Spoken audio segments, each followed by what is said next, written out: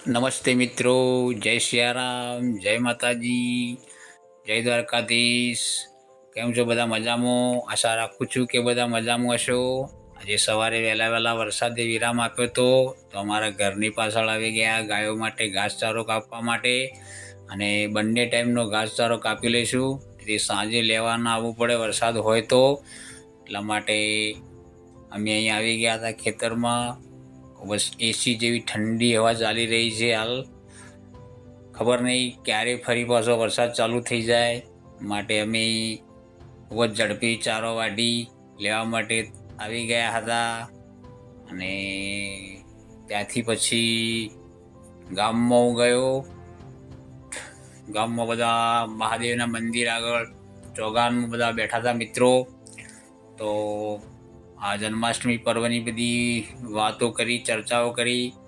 બધા વિચારતા હતા કે વરસાદ પર્વ જન્માષ્ટમીમાં વિઘ્ન નાખશે, વિઘ્ન નાખશે તો એ ભગવાનની મરજી, જે કરવું છે કરશે. આપણે આનંદ ઉત્સાહમાં મનાવો તહેવાર, એ બધી ચર્ચા વિચારણાઓ કરી. તો મિત્રો બધા ખુશ થઈ ગયા. તહેવાર તો મનાવવો જ પડે, વરસાદ હોય કે ગમે તે હોય. ખૂબ જ આનંદમાં આવી ગયા.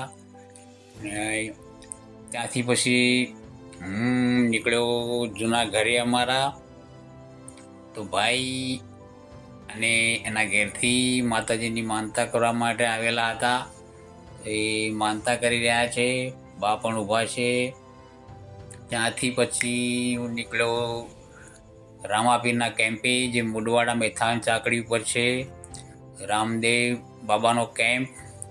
અહીંયા અમારા ગામના યુવા મિત્રો ખાસ કરીને ખૂબ જ નિસ્વાર્થ ભાવથી 24 કલાક સેવાઓ આપે છે.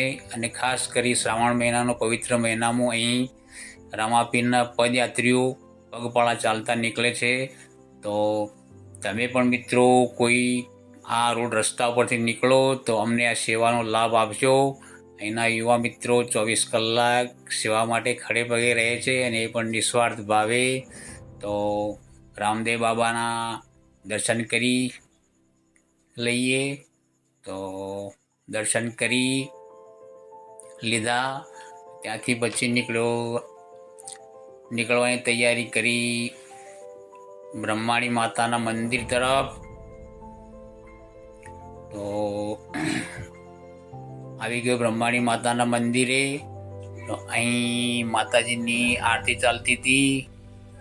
બધા મિત્રો ભેગા થઈ આરતી કરી રહ્યા હતા.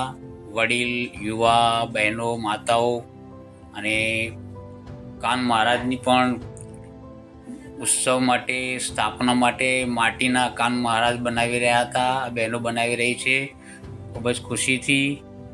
તો તમારી બાજુ કઈ રીતે આ રીતનો બનાવો છો, કઈ રીતે બનાવો છો, કાન મહારાજનો ઉત્સવ ઉજવો છો?